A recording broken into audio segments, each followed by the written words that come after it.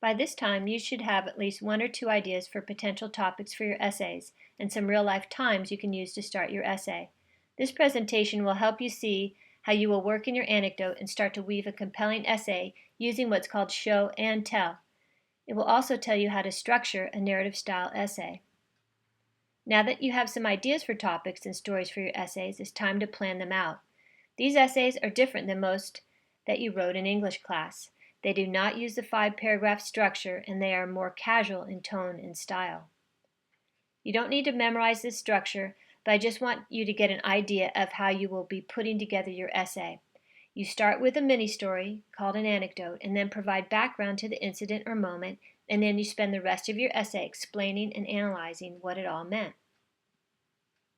In general, you will start your essay by showing the reader something about your topic, roughly 1/3 of your essay, and then you'll spend about 2/3 telling or explaining what it means.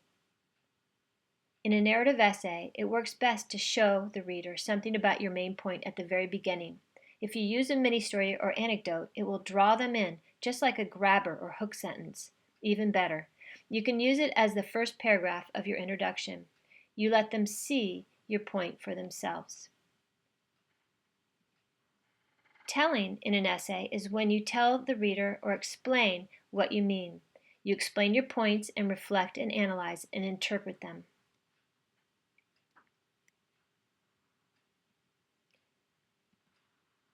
In a nutshell, showing is specific and tangible. Telling is general and abstract. Here's another way to understand how show and tell works in writing. Remember when you would bring in a favorite toy for show and tell in kindergarten? First, you would show the other kids your toy. Say it's a teddy bear. They can see what it looks like, feel how fuzzy it is, see the scarf it's wearing, smell how it was kind of musty. Those are all the specific and tangible details. That is called showing. They can see for themselves. Then you tell about your teddy bear. After you show your bear and the other kids can see it for themselves, you start to tell them about it. You give the backstory, how you got it for your 5th birthday. You explain how you take care of it and how you bring it on trips, how you love it so much. This is all telling because you are explaining what this teddy bear means to you. Everything you say when you're telling is more general and abstract, about feelings in the past. These essays are very different from the formal academic essays you wrote in English class. They are more casual in both style and voice. Here are some rules of the road. It helps to write more like you talk.